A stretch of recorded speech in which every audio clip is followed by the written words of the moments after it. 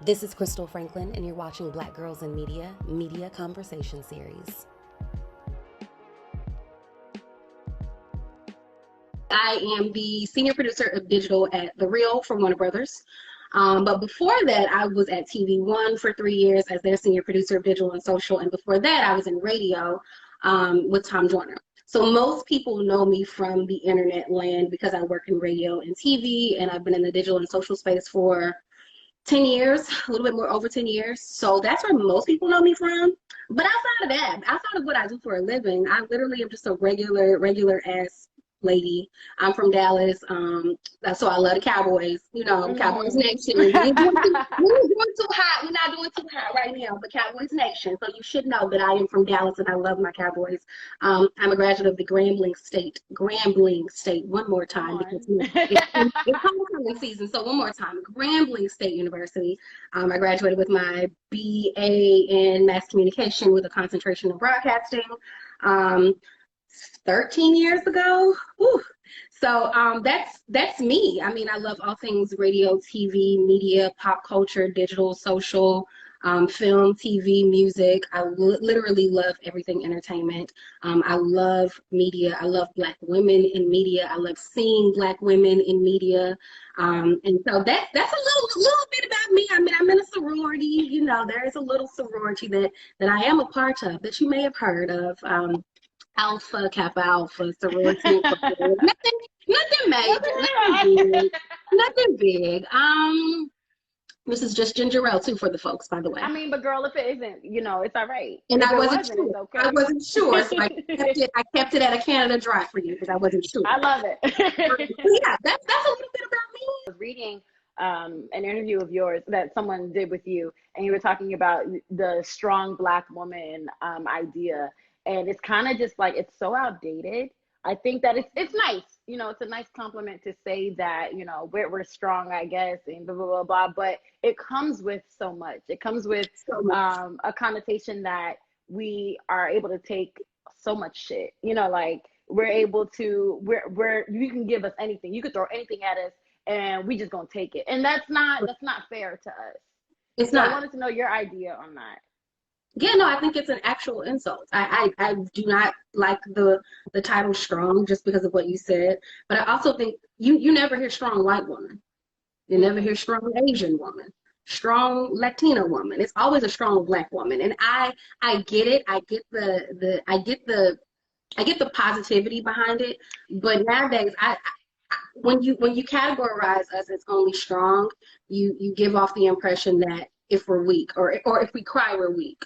Or if we have a moment of panic, we're weak. Or if we have a moment of doubt, we're weak. And I think that's bullshit because we're human beings. Yes, we're strong, and yes, we got all this, you know, strength and beautiful things about us. But sometimes we want to be soft, and we want to not have to be strong. I literally was talking about this the other day. Like, I mean, I'm not like the boss at work, but you know, I run some shit. So my thing is, when I come to the house, I don't want to have to run the house. Right. I want my man, if there is one out there, Lord, please keep him wherever he is. But when we get him, and if he's at, you know, the house, my house, his house, whatever, our house, I don't want to have to come in and be Krystal, the senior producer. I want to be able to be soft and be mushy and marshmallowy and cupcake and, you know, Krispy Kreme soft donut. Like, I don't want to have to be strong all the time. And I think as Black women, no matter what industry you work in, it's been passed down to us. And it's stopping here. If I am blessed to have children, I'm not passing that down to me. You don't have to carry it all. You don't have to do it all. You don't have to show up for everybody all the time. I'm not doing that. Right. So I think it's yeah, and I agree completely. And you know, coming from, I know that you came from a household that was a single parent household. Your parents are split up at around 5, correct? And so when you saw your mom just working 2 jobs, as you said, the way that you were raised, I wanted to know how that may have groomed you or just molded you into who you are now. Because I know we're saying that being strong is kind of it's negative. But then you also, on the other hand, like your mom was doing a lot and was showing you that this has to be done. Yeah, that this has to be done in order to get it together. So how did that mold you? Yeah, no, I mean, seeing my mother, work two jobs literally from sixth grade to 12th grade.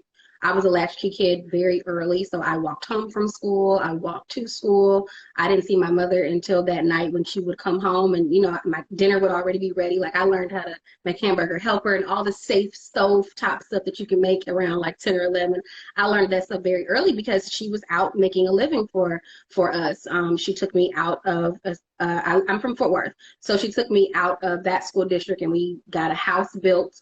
That was my first, experience with, oh, wow, like you can live in a big house and it's just your mom. Like, 'cause, in my mind, it had to be a two-parent household. So to Yeah. see her move us from a not so great area of Fort Worth to a better area of Fort Worth, which she built the house, with the construction people, of course. We built the house from the ground up. And although she's not at home as much, I know that she's working to put food on the table. She's working to take care of me. And seeing that, and then honestly, if we're being completely honest, seeing her unhappy Mm-hmm. motivate, and I wouldn't know this until 20 years later, but seeing her unhappy professionally is the reason why I go so hard now. Yes. But she Yeah. always said, I never want you to be 40, 50 years old working a dead end job. And of course at 13, you like, oh, okay, Where? Yeah. Okay, girl. I don't even know what you're talking about. Like, I don't even know what you're Yeah. talking about.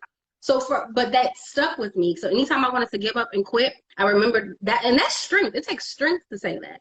Like Mm-hmm. she's like, look, I don't want this for you. This stops with me. Like you are going to be able to do whatever you want to do, however you want to do it. I'm allowing you to follow your dreams. So that takes strength to tell your children that.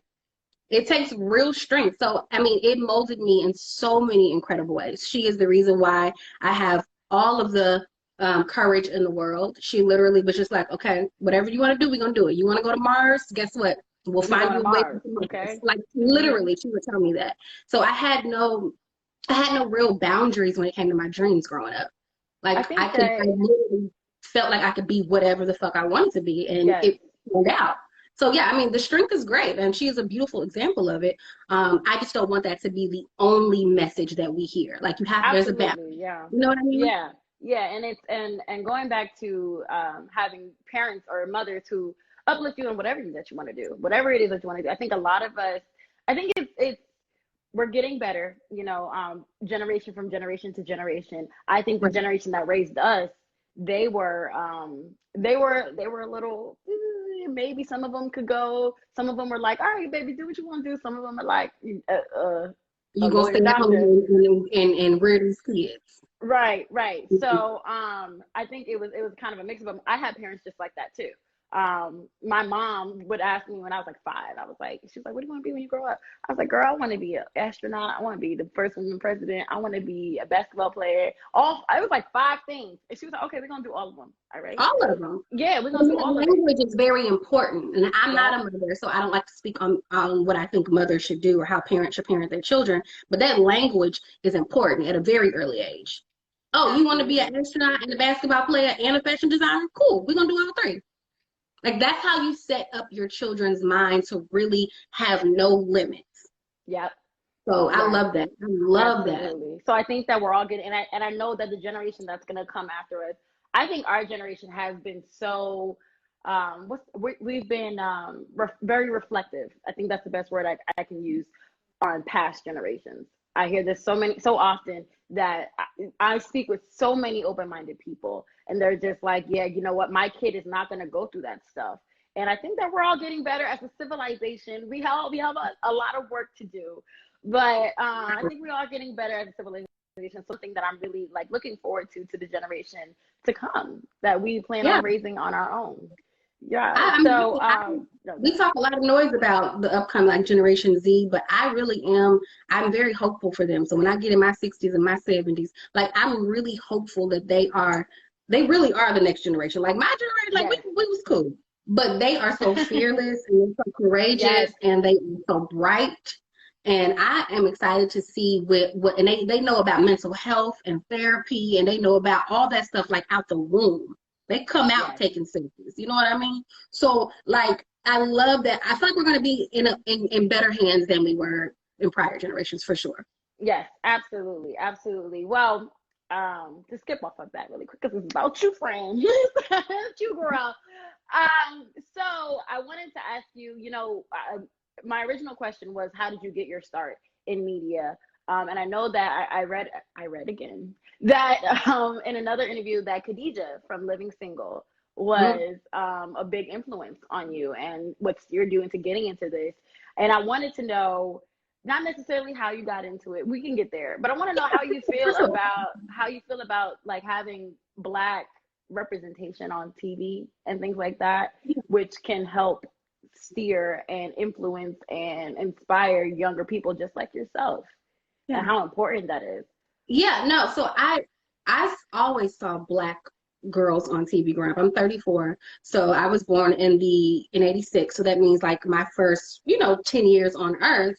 I saw nothing. I saw Zaria Peterson from Parenthood, Tia and Tamara on Sister Sister, Moesha on Moesha. Like I had a lot of representation of brown girls on TV. And it wasn't until Living Single that it came from, oh, I want to be like Tia, Tamara, Moesha, Zaria, whomever, I want to be like Khadijah when I get grown as an adult. Like she was my first representation of like, oh, that's what I want to do when I grow up. Like I knew I liked, the teenage girls because I was a teenager. I gravitated towards them. But Khadijah was that first representation where I was just like, oh crap. Okay, she went to a Black school. I'm gonna go to a Black school. She started her own magazine, and I knew that I loved reading and writing, and I had been writing for at least a decade by the time I started watching Living Single. So I was like, okay, Mom, what is that called? Like what Khadijah does, what is that called? And she was like, she's a journalist. I was like, I want to be a journalist. So I never had the word for it. I mean, of course, there was Oprah. Oprah was on television. She's been on TV since the 80s. So of course there was Oprah, but at that time, I didn't want to be on camera. I wanted to just have my own magazine and read and write and do all the things that Khadijah was doing. So that's why I said Khadijah was that very first example for me. And it was so important because I don't know, outside of her, I don't know who else would have been in that space. Like nowadays, there's tons of things on TV. But for me in the 90s, I didn't see anybody on TV that was doing it as fly and as cool as Khadijah. You know what I mean? Because Oprah felt like my mama. You know what I mean? Yeah. Khadijah felt like my fly ass older cousin. And to know that they were in their mid-20s when they filmed that. So I'm like, oh my God, Khadijah was just everything for me. She is the reason why I went to a Black school. She is the reason why I majored in journalism. She is the reason why I am a journalist. Like it literally is her character. So just shout out to Yvette Lee Bowser, the creator of Living Single, for giving us Khadijah James, because she is the reason why I am what I am today. Yes, and yes, and just overall, even like the entire show, the characters from each show, from that show, they represent so many. They all had different jobs, represented so many different types of people, types of Black people. Were layered. They were layered Black women. I had never seen Black women that layered. Like, yes, you can be fly and sexy and strong and soft and emotional and kind of crazy and a diva and shallow and mushy and green and naive. Like, I had never seen women have all of those layers. Yeah. Because you usually, it's like strong Black woman, or you're homeless. Like that was a spectrum. You're homeless and you ain't got nothing, or you're a strong Black woman. There was nothing in between. So to see Khadijah, Regine, Sinclair, and Max fill that void, I was like, oh, it is literally my favorite show that ever created for television. Yes, and then having just all the shows that came after that supported the variety of Black women that there is in the world. I'm recently I'm almost done rewatching Girlfriends. Yeah, that's another one. That's a show where there is such a variety of women, and I think that's so important to continuously show that women, or just Black women overall, because they show that there's a variety of regular white women, like Sex and the City. There's a variety of that's white women being a variety, but they don't show it for Black women. They don't show that for Black women, and I love that in Girlfriends the characters were so different, different types of Black women, just showing that you should be accepting, the audience should be accepting type of women that come in the world. There's not just Black women that twerk or shake their ass or something like that. Like there are those, and those are cool. They do what they gotta do. But then there's also women. You need balance. Exactly. There are also women that are lawyers but still go to the club. There are women who do realty but still want a more wealthier man to do what like to make sure. Oh, but you know what? My favorite thing about girlfriends as an adult, because as a child or as a teenager, I didn't notice it. But my favorite thing about girlfriends as an adult is the fact that she never chose between being smart and sexy. Yes.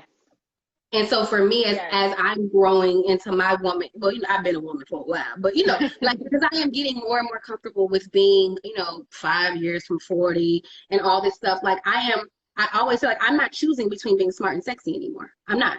Like women Absolutely. always have to choose, and you never hear a man having to choose. He comes into the office with Absolutely. his Yeah. three-piece suit on. He's flying. He's fine. He's sexy. He got it going on. If we were to walk into an office with what maybe Joan would wear, and of course, some of it's TV, so some of it was, maybe But it's not worth a the little paper. extra. Yeah, yeah, But at the same time, like she never chose between being smart and sexy, and I have adopted that attitude. Like I'm not choosing no more. I can be both. I'm not going to apologize for my femininity, and I'm not going to apologize for being smart. yeah. I can be both at the same time, and you can and will respect that. So that's my Absolutely. favorite part of girlfriends. Yes, and you know what? To touch on to that, I know that being unapologetically yourself, especially in a work setting, is so important, right? And I know that you're really big on that.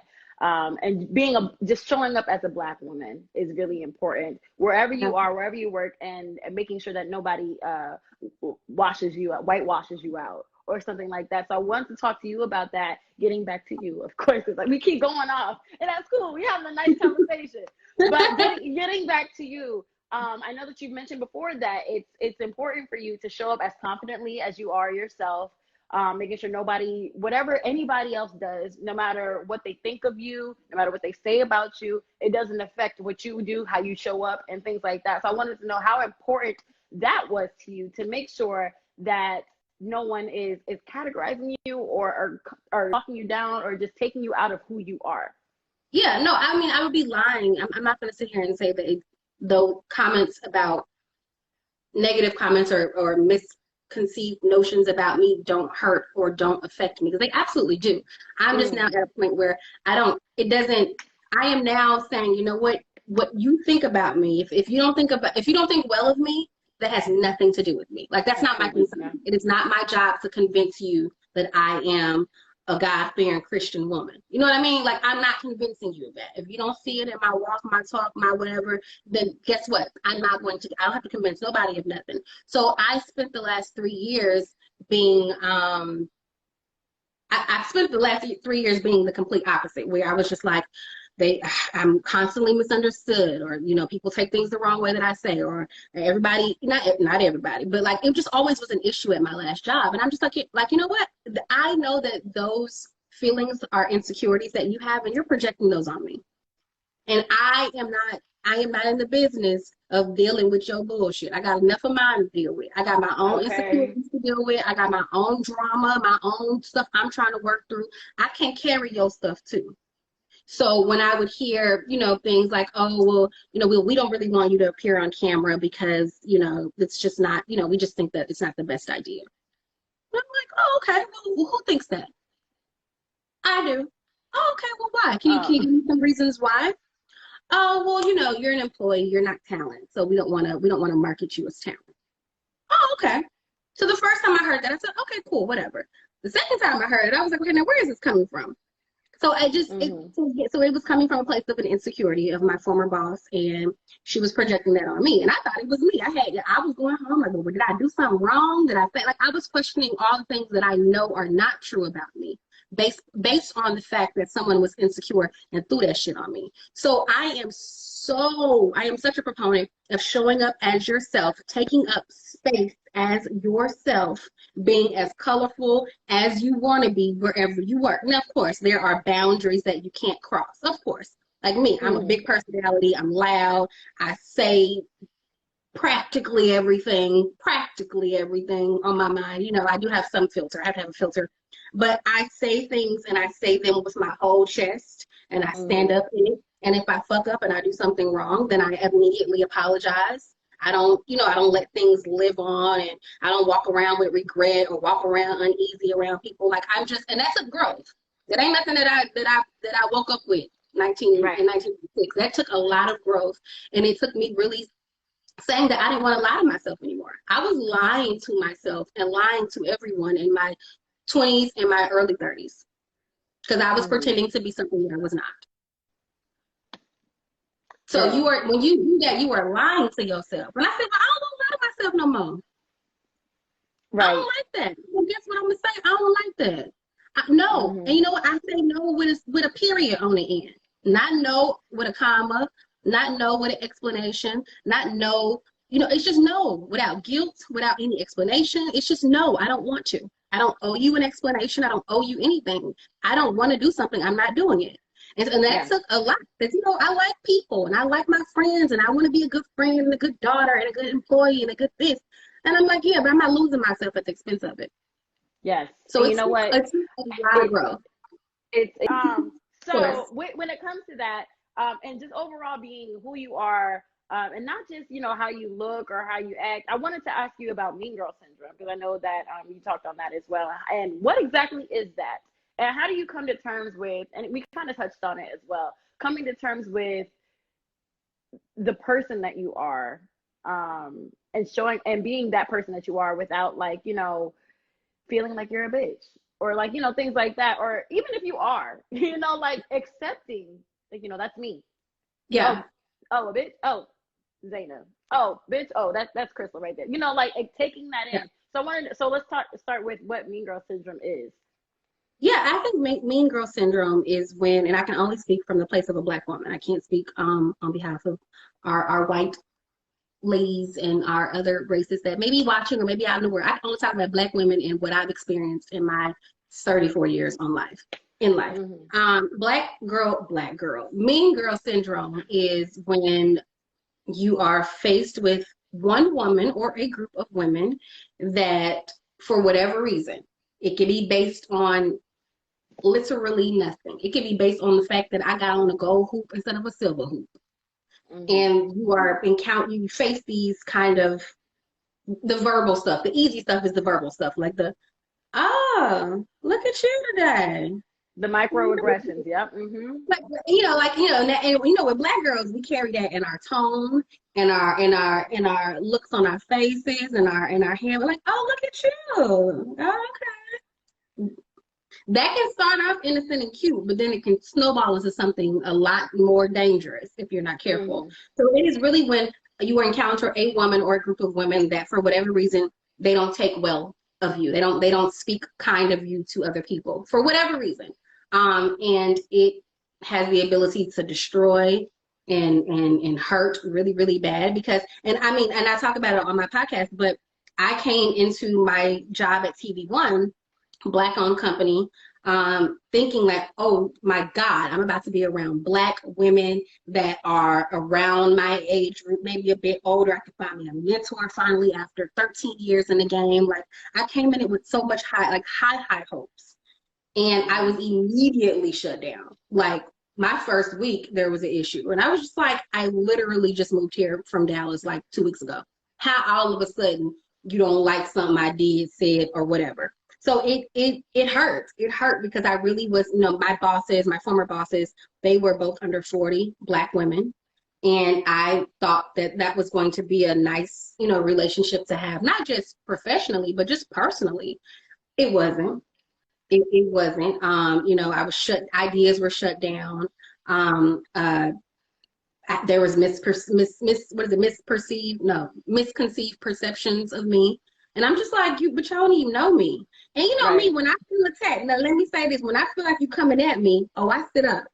And Okay. I'm very nice and nasty. And so did I do everything right? Absolutely not. Absolutely not. But I'm very defensive when it comes to my character because I have I have tried so hard to make sure that if I'm gonna work in Hollywood and I'm gonna work in the entertainment industry, I am going to be a woman of character. I'm gonna be a woman of integrity. I'm gonna still be fly and fine and fun and everything else, but I'm gonna have integrity and I'm gonna have morals. So when someone attacks my character, I typically take that one a little bit harder. You can call me whatever you want to, but when you attack my character, and so I was encountering, Black women attacking my character based off of nothing, literally based off of nothing. Now, some stuff some stuff they didn't like because I was responding back. So when it came to, oh, she's defensive, well, yeah, I am, because you talking shit about my You're character. trying me, right? Because you're So trying me. you So know I what I got mean? it. Yeah. I was very sad for 3 years because I just literally I thought it was going to be a situation where I was going to be welcomed with, and with open arms from these Black women, and it was the complete opposite. And for the longest I thought it was me. And then I read this book called, it's the heart posture, heart positions, something. I'll get it in a second. And it was really about making sure that you don't, first, you forgive yourself for whatever you have taught yourself or created in your mind. Forgive yourself for one, for fucking up, and then for whatever you created that wasn't true, that was put on you, from other people. And two, it made me realize that that's their issue. That is their issue. And I'm not in the business of trying to figure out your issues. So all Okay. I can do is control me and my actions. I can make sure that my tone in emails, is better. I can make sure, not to take everything so personally. Like, I can work on me. I can't work on you and me. I'm not going to work on you and me. So once I figured that out, and once I realized, like, you know what, they're going to be mean. That's fine. They're going to be mean. That was their purpose here, to be mean and kind of throw me off, of my game. But all I can worry about is me. So I'm going to work on me and I'm going to ignore them. Now, that's very hard. It's easier said than done. When it's your colleagues, you can kind of get a little spicy back with your colleagues. When it's your bosses, it's like there's a fine line. You know what I mean? Like, you can't really pop off like you really want. But that shouldn't even be fair, though. And not to cut you off, but I felt that way, that it's when a boss, just because you're a boss, just because you are the head honcho here, that doesn't mean you get to talk to me any type of way, okay? You can't be doing that, because if you and that was my issue. you can't be out here disrespecting me, especially disrespecting. That's unprofessional. For number one, that's unprofessional. You should not be out here disrespecting your employees, talking to them, however, microaggressions, just anything of the sort. It's completely unprofessional. And I think that we as a society needs to be able to check them and be okay with checking them. I know that's gonna take some time. No, I was talking about how we're moving forward, but that one right there, that's gonna take some time, because that's not okay. But you know what you have to do? I don't believe everybody has to be a martyr. I don't. But before I left TV1, my mission was to say, you know what? I don't give a shit who you are. If you are my boss, what you are not going to do is disrespect me. I can hear, you can tell me what I need to work on, you can tell me what needs to be better, but you're not going to do it in a disrespectful tone. So I had to go to HR, and I'm the girl that I didn't care. So I went to HR. And we had a meeting, and there was a write-up, and there was a whole thing. Like, it was a whole big thing where I almost lost my job, but I didn't care, because if that was gonna stop with me, you wasn't gonna treat nobody else like that, and maybe, but it wasn't gonna happen with me. And so I made a commitment to myself that whatever step that I took next professionally, that I was not going to be disrespected just for the sake of a job, for the sake of, of the association with the company. Like, I'm not doing it. Like, I've worked very hard to do and to be able to be where I am professionally, and I didn't disrespect anybody to get here. So therefore, you're not going to disrespect me. And I stood up on it, and I lived in it. And it was us in that conference room with HR. And I told them about themselves. Honestly, I wasn't scared. And, it is what it is. Like, I just didn't care. I literally just did not care. But, and I know everyone is not that ballsy, and doesn't have that much. I get it. You don't have to. But for me, I was going to fight to make sure that I wasn't disrespected, and that you weren't going to get away from it with everybody else. Because when it's on HR's radar, they legally have to document it and report it. Legally. So my thing is, if somebody else came in here, which they did after I left, and had the same issues, now it's documented. Like, oh, so you were a repeat offender. Oh, okay. Because before, nobody had ever reported it. So it was just like, well, it's hard to prove when no one else reports it. But when I left, one of my old colleagues had the same issue. And I was just like, Right. Yeah. So, I mean, it's hard. It's hard. It's not easy. But I refuse to be anything less than me. And I refuse to be walked over. And I don't treat people that way. So I'm not going to allow it to be done to me. Yes. And you know what? I think that definitely got you to where you are now. As a producer, I'm sorry, I'm going to get your full, your full title. You are the, let me make sure I'm saying it right. Go ahead, Senior girl. producer for digital and social, right? Yeah. Oh, look at me.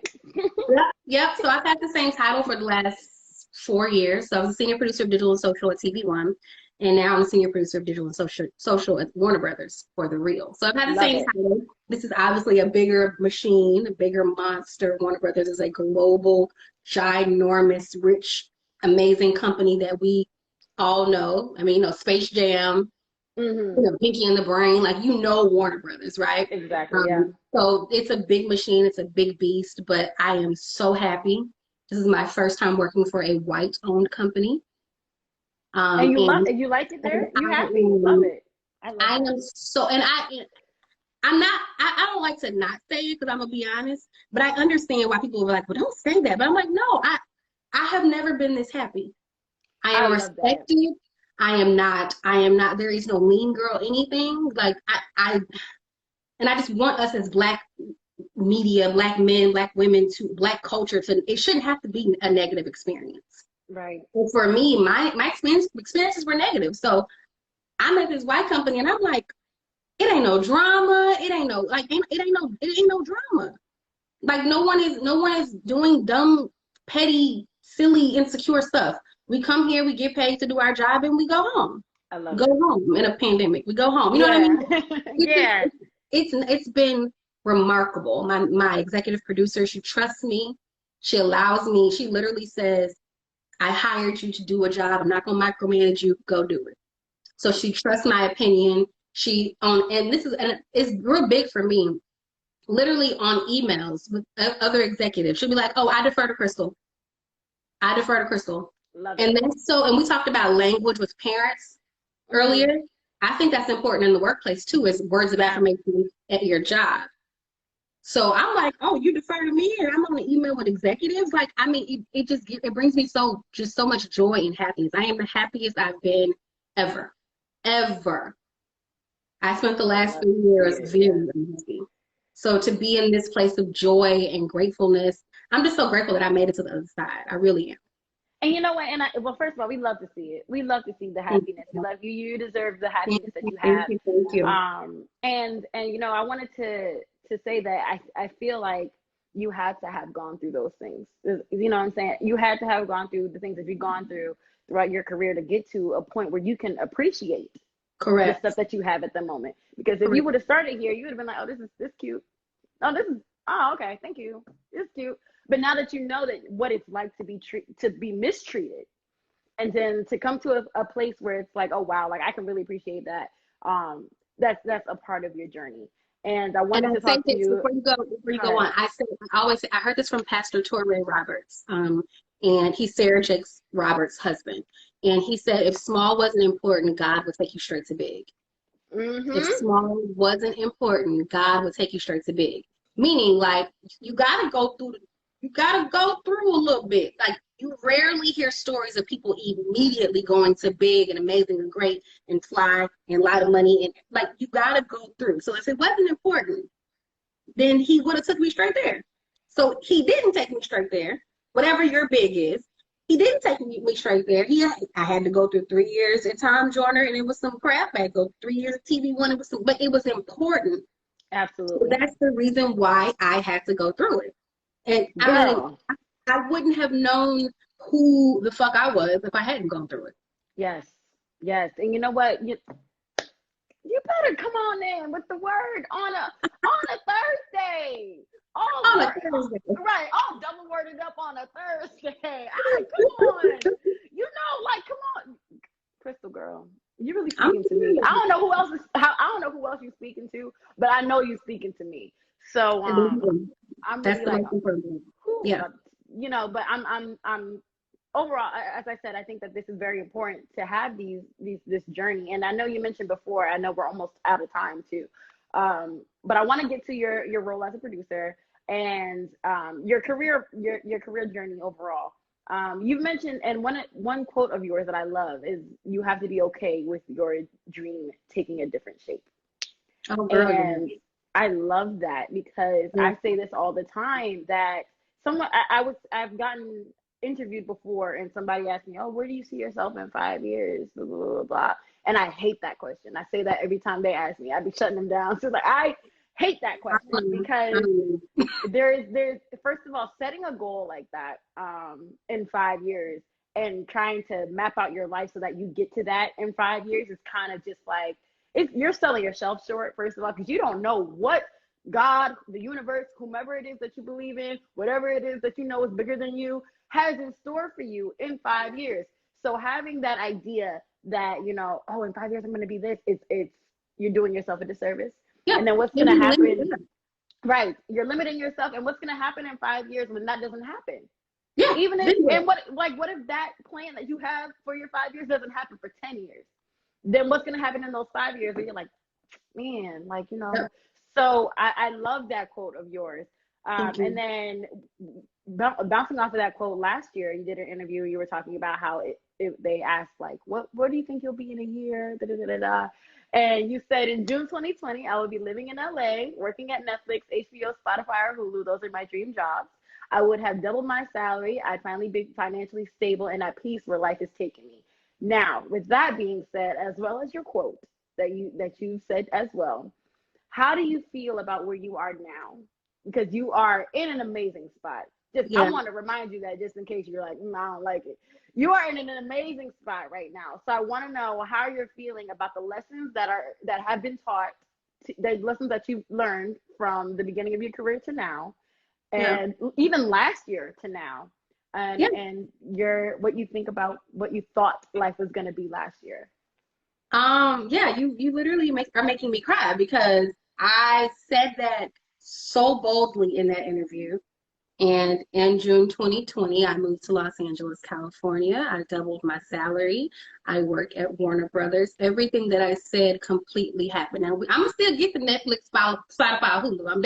I'm still getting that's coming, right? But literally everything I said in that interview came true. Literally. And I did that on purpose in that interview because I wanted to, yes, of course, hold myself accountable, sure. But I also wanted to remind God, and not that he need a reminder. He don't need no reminder, but I wanted to say, like, you know what, look, I believe. It was my way of saying, guess what? I believe you. And I trust you. So I don't know how it's going to look. I don't know how I'm going to get there. I don't know how it's going to happen. But I am saying this out loud. I talk a lot about saying your dreams out loud. Like, it's cute to journal. It really is. I think journaling is a beautiful exercise. I don't partake in journaling. I say my shit out loud. I look in the mirror and I say, look, X, Y, Z, 3, 2, 1. I'm in the shower. 1, 2, 3, Z, B, A, D. I make it very specific about what I want. And I do that because I want to, yes, hold myself accountable. But I also want God to know, like, look, I know that you can provide for me. You have provided for me. I have proof of faith. You have shown up for me in so many unexplainable ways. So guess what? I need you again. And I ain't going to put it in a little book for me to have sitting over here closed up. No, I'm going to say out loud. June 2020, Los Angeles, California, doubling my salary, living alone with no roommates in a nice modern apartment, making this amount of money, working at this company. I was very specific about that. And it happened. So and I had to, in getting to your shape-shifting question, that wasn't my dream 5 years ago, 10 years ago. I was supposed to be on camera and be talent and be a media personality and be a journalist and host Access Hollywood and Entertainment Tonight and Extra. That was the dream for the last 15 years. I stumbled into producing. Had no idea because when you are in a kid of the 90s, when you hear producer, you think music. I thought, so to me, I didn't even know, it didn't connect that I could be a producer, and all that means is that you're just creating stuff for either on television, on the radio, on a website, on a podcast. You're creating stuff. And I had been producing since I was like 12. Had no clue that's what I was doing. So I had to be okay with, okay, you know what? You've been wanting to be on TV your whole life, but now you're behind the camera. So I had to be okay with my dreams taking a different shape. And then I found out through being okay with that I love the shit out of producing. I would have never known that I I like directing and producing and pulling music and and editing and all this fun, cool stuff because I just I didn't even know it existed. So I Yeah. had, but I had to be okay with my dreams shape shifting because it opened up a world, literally a new world, new opportunities when I said, you know what? Okay, I still want to appear on camera, but guess what? In the meantime, I'm gonna know how to produce, I'm gonna know how to write, I'm gonna know how to edit, I'm gonna know how to Yes. on camera, Yes. I'm gonna be on camera, I'm gonna know how to do voiceovers, I'm gonna know how to do everything, PR, photos, everything. I'm gonna know how to do it. One that makes you valuable when Yes. you acquire several skills, and companies pay for value. That's how you get Mm-hmm. the big salaries because you're valuable. So I thought, okay, I'm gonna acquire all these skills while I'm waiting until it's time for me to be on camera. Well, it's been 10 years and I'm not on camera officially every day of anything, but I am so close to happy as can be. You know what I mean? And I would I have love never it. known that if I wouldn't have given myself or allowed God to come in and say, okay, yeah, camera on camera cute, but behind the camera too. If I was beholden to that dream, I would have missed out on a world of opportunities. I would have missed out on happiness and joy. So I think it's so important to allow your stuff to shapeshift and allow him to come in to do what he does best. And that Okay. is work his miracles. You can't, I mean, I get having a list of things that you want, but leave some room for God to do what he does best. Yes, yes, absolutely. You know what? It's so interesting that you say that. That you originally wanted to be on camera, and I'm saying this because I feel the same exact way. Like I was originally when I went to college. I met this woman who now works at MTV. She was a mentor of mine, and I walked up to her. She was like, "So I went to HBCU too, girl. I went to Delaware State University, and you know how HBCUs be a little extra. Yes, stay, come on, friends, stay." So you know, HBCUs, it could be a little extra. So our freshman orientation, we had a host, we had like this big show and a host because we're extra. Right. And I went up to her and I was like, after the orientation, we all like gathered in the student center, and I went up to her, I was like, I want to do what you do. And she was like, all right, cool. So she was my mentor throughout college. And I thought this is what I wanted. Like I thought I wanted to be on somebody's BET, hosting somebody 106 in Park. That's what I thought that I wanted at the time. And I'm so happy that I've grown. At the time I didn't have the same mindset that I do now. And Of that's course. the beauty. That's the beauty of growth though, that you Yeah. can look back You were like, supposed hey, to. I would be yeah, surprised if you still felt like that. right, right. So at the time, I didn't have the idea of life that I have now. But moving forward through life, things grew. I didn't care if I wanted to be on, at the time, I didn't care if I wanted to be on BET, MTV, VH1. Like, I just wanted to be on somebody's entertainment somewhere, Correct. talking about some celebrity doing something somewhere and that I don't care about. Correct. And as I grew, as I got out of school, as life hit me, like life slapped me across the face. Honey. um, Same. I realized that I love producing. I'm this ain't about me, but I'm a producer as well and a host. Yeah. And you know, I've grown to love creating content for my people, and that's why I love doing these lives because Yeah. I love speaking to Black women, influential Black women, about their journeys, about the things that they can give back to the 52,000 followers that Black Girls in Media has, because Yeah. they deserve to know the type of things that we can go through, the type of things that you should push through, things that can help you with life. And so I've grown to love to tell the stories of women, of Black women overall, not even just in media, just overall Black women that aren't able to tell these stories for themselves or Yeah. aren't able to hear these stories for themselves. So I love that we can talk about, you know, Of being able course. to switch and to form and to mold yourself and to be flexible with your life, you know, and that's very, very important. But you don't have Krystal, to stick with the one thing. We have to learn the art of the pivot. yes, You know, it is yes, okay to pivot. It is okay to take a step back, reassess, regroup. Ain't nothing wrong with that. Come back. Like there's nothing wrong with it. Like the journey is not one size fits all. It's not going to look like him, hers, his, theirs. It's not. It's supposed to be uniquely created for you. So we do ourselves and we do God a disservice when we compare our journeys or Yeah. when we get jealous when we see and envious when we see other people doing what we do. There's enough room, there's enough money. Yes. We can do the same thing. You're not gonna do it like me. I got my Right. own sauce. I got my own everything. You got your own sauce. That's the beauty of it. God was not stingy with creativity. He ain't Yes. stingy with opportunities. Things happen for everybody when they're supposed to. And I get it. It's very cliche, but you just have to worry about your own stuff. Right. Take And you some also notes have to from realize everybody that, else. you have to, that God put you on this planet for a certain reason, right? And there's a message that he has to put through you to the world. And that message might be different than the person that you're looking up to. And that's okay. Totally And okay. that's completely okay because that person has their own message that they got to give to the We world. all have different audiences and different people assigned to our life. We Yes. really do.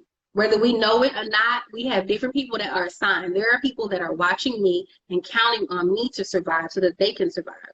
There are people that I won't know maybe for another 10 years and say, you know what you did at Warner Brothers for the real saved my life. What you did walking away from TV One helped me do this, which eventually helped save my life. Like I know that that is my purpose. I know that like I'm anointed in that area. I know that I walk proudly in it. I'm not shy about it. I know that I am influential in that way. So whenever I want to give up or I am frustrated or I want to walk away, and it's okay to have those feelings. I'm not saying you don't have them. You're going to have them. And I give myself a day. I might go buy something or go eat something to make myself feel better. But I give myself a day, and guess what? I get back the fuck up and I start over and I try again. I make amends if I Yep. did something wrong. Like, we have to teach Black women that it's okay to not always get it right the first 13th, 14th, 20th time. It don't matter how many times you mess up or you fall off or you get distracted or you get envious. You can, it's still it's still your journey. It's still your path. You can get back on the path anytime you want to. Right. So it's just important that that women know that it's okay. Be able to shapeshift, be able to pivot, be able to be okay with being sad and being jealous and being discouraged. Know that those are normal emotions. Give yourself permission to feel those emotions. Feel. Yes. Don't rush Keyword. through them. Don't rush through them. Don't act like you don't care when you do. Like, I'm too open at. Like, no, you hurt my feelings. I'm sad. I'm jealous. I wanted that opportunity. I wish I could live like this. I wish I could make this. Those are normal reactions to things. Mm-hmm. As long as you don't live in that space, you're okay. Right. Right. Don't. I was watching another interview and they were saying, when you get to a space like that, you don't unpack. You don't pack your bags and bring them with you. You don't pack boxes and bring them with you. You might have a clutch.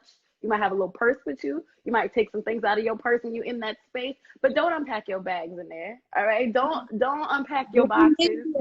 It's not for you Mm-mm. to live. It No. might be in your face for you to be jealous for whatever reason. God does, he be doing some stuff I don't understand. So I Okay. somehow might have to be jealous in order to see, you know what? Do you really only, because this is what we have to do. We see something like, oh, I want to do that.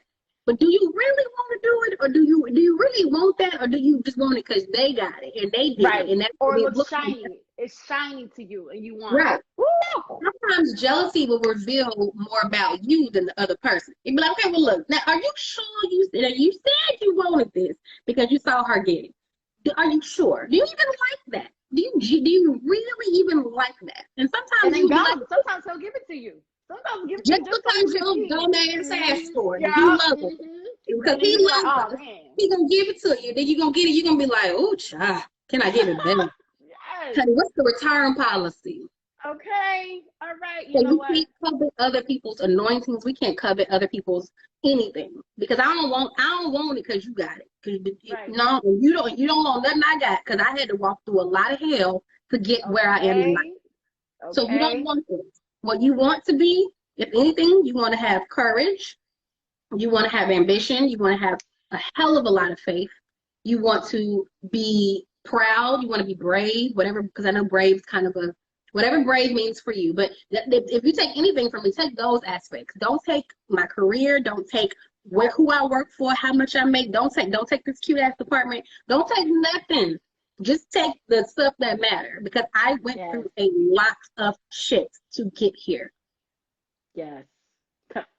Crystal girl. Look, Just we saying. almost out of time. We almost Okay. out of time, Crystal girl. Okay. Child. Because I don't know how y'all feeling out there.